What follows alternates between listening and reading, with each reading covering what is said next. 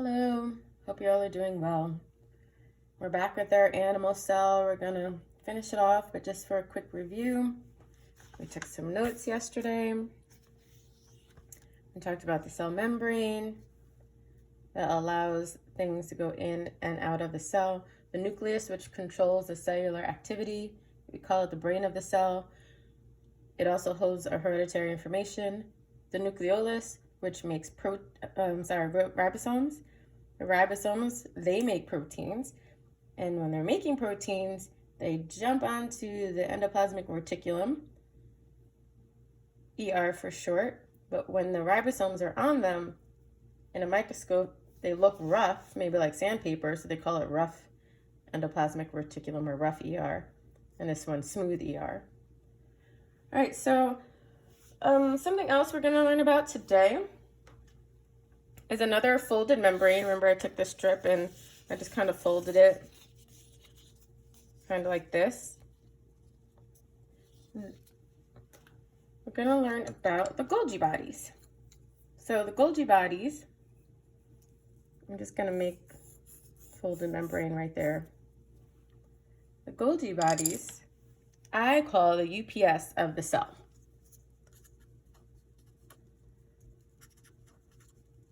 Golgi bodies.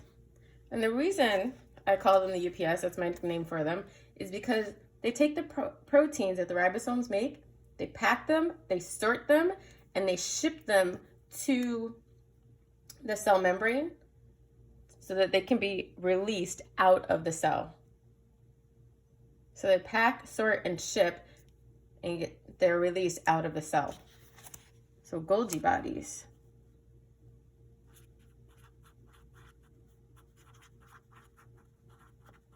My nickname is UPS.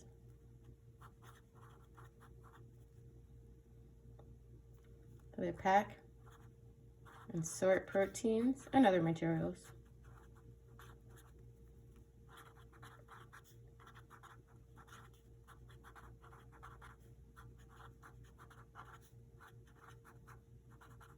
Ship them to the cell membrane so they can be released out of the cell.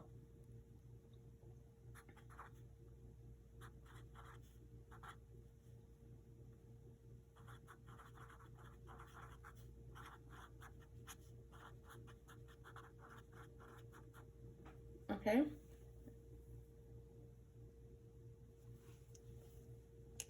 All right, the next one.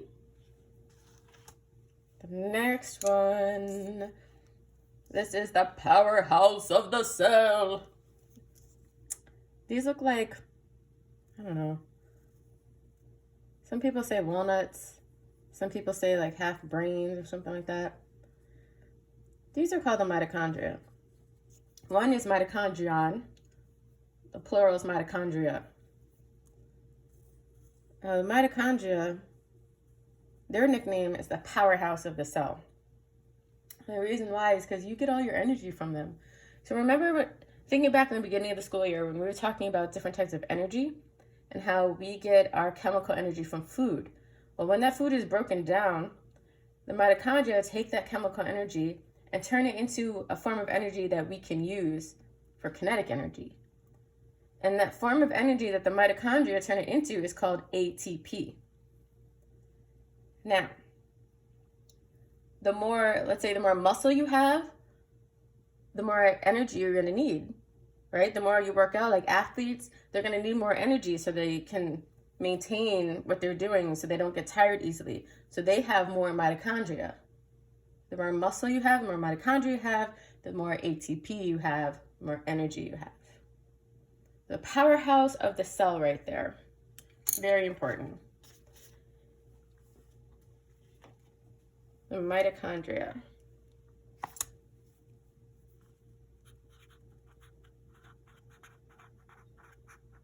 I always refer to it in the plural. It's because I don't think anybody just has one, but remember, if you're using one, it's mitochondrion. So they convert energy into ATP.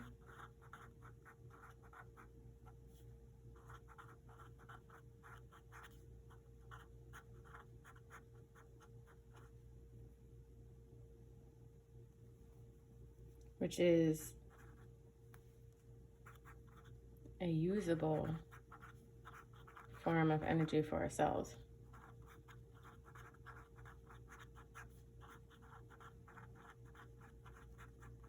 And their nickname, they are the powerhouse.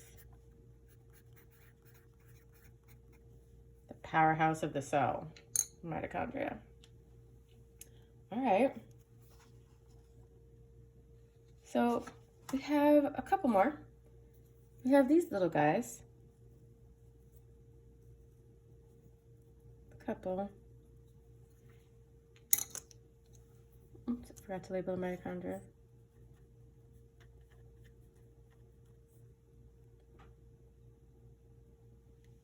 Spelling it wrong. Mitochondria. And these are lysosomes. All right, so the lysosomes do is basically they float around and they're chilling, but inside they have this digestive chemical. So if there is waste inside of the cell, they will digest the waste, they will break it down. If there is food molecules, worn out parts of the cell, and sometimes even viruses and bacteria, different types of bacteria, the lysosome can break it down and digest it, kind of like what your stomach acid does, right? Also, it's very important, when the cell dies, and cells die, but you don't want all those dead cells floating around in your body. You'd be filled with dead cells. The lysosome, the membrane around the lysosome, breaks open and releases that digestive chemical, and it breaks down the entire cell. I think it's pretty neat. All of this in something so small you can't even see it with your eye, and you have probably trillions in your body, right? So a lysosome.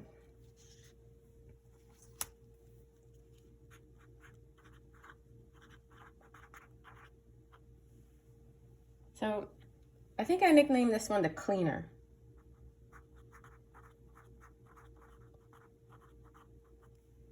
The cleaner.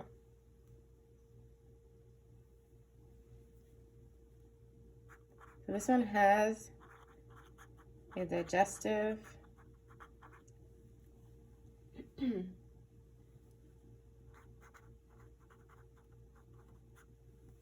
chemical that can break down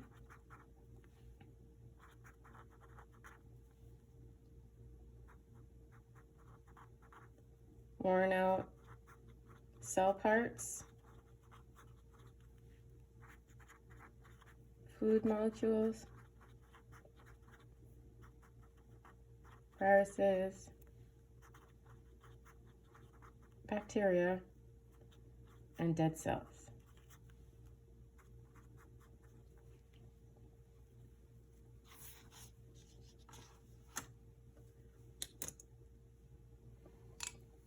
Then we have this.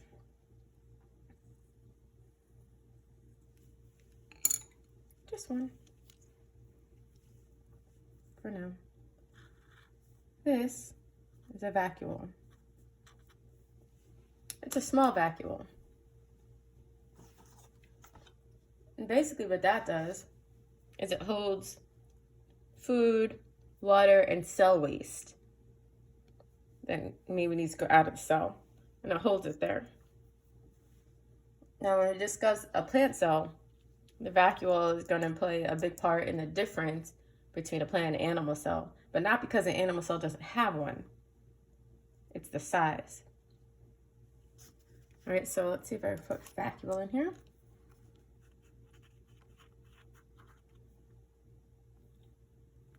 It's kind of like storage.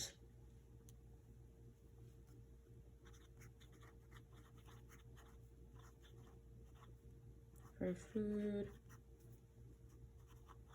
water, and cell waste.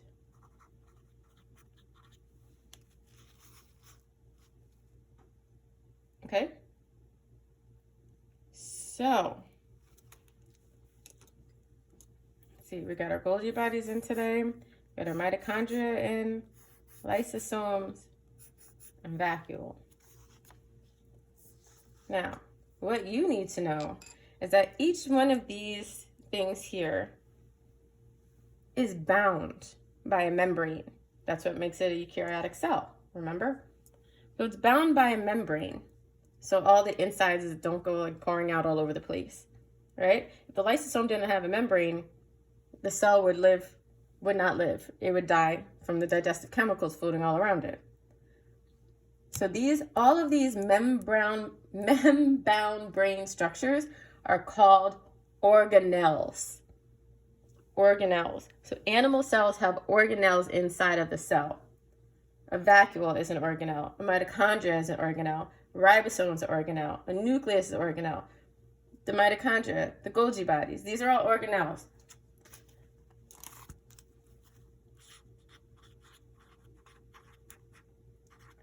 Organelle, membrane-bound structure.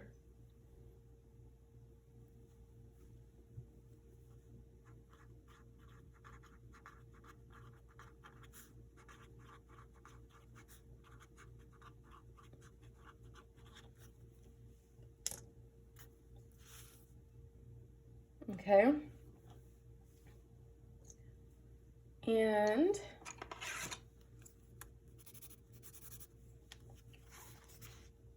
the last thing that I'm going to put in here is this filling. It's a jelly-like substance. I don't know if this is dark enough for you to see it. And it's all over the cell. And these organelles kind of float on top of it, keeps them in their place if they need to be kept in place. And this is called cytoplasm. So just kind of take whatever you have and do a light shading over everything inside of the cell membrane.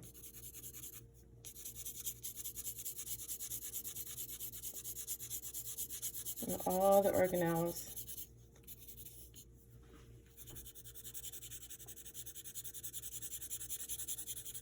Right, kind of like that.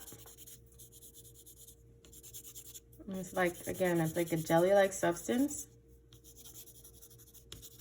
and the organelles float on top of. So this is called the cytoplasm.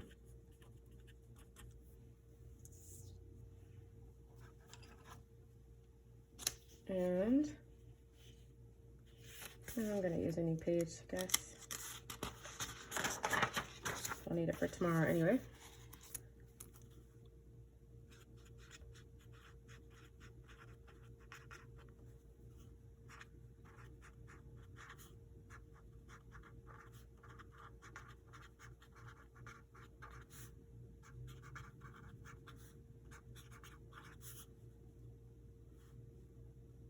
That's the organelles. I'm going to float or move around on the cytoplasm. So go ahead and get that down.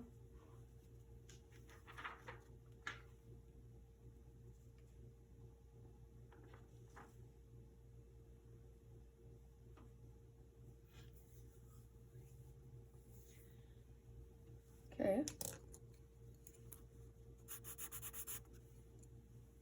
It's a jelly-like substance that the organelles float or move around on. All right. So we are done with our animal cell.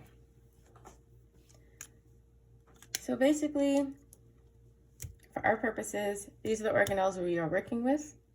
These are the organelles that you should be able to identify by sight. If I had you label a picture, you should know that that's a mitochondria, that is a Golgi body, the smooth ER, the rough ER, ribosomes, nucleus, nucleolus, the DNA, and the cytoplasm. I probably won't give you lysosome to label, but you will need to know what it does, its function. Oh, and the cell membrane. Hello, of course, cell membrane.